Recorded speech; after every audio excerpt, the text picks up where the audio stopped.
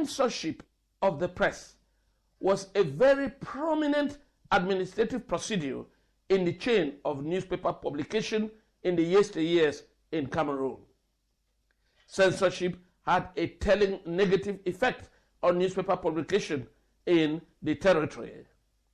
Veteran journalist Adolphe Depokor, who operated in Victoria throughout his career, recalls the trend of censorship by administrative officers in Victoria in the 60s and the 70s. Everything you publish before you go to the press, you have to send it to the SDO. And the SDO had the censors officers who did all the censoring. When anything goes wrong, they send it back to you not to publish.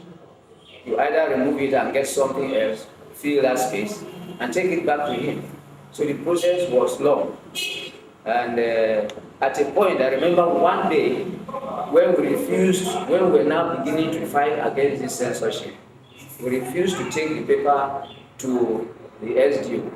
And there was a very controversial story in it. So when somebody leaked that matter to the SDO, and he sent somebody, a DO, an assistant DO called Bomber Williams. He came, and when he met, the machine was already running and printing the paper. So he said that the printer should stop. The printer told him, he said, look, this machine is automatic. Once it is on, there's no way. The man was terribly disturbed.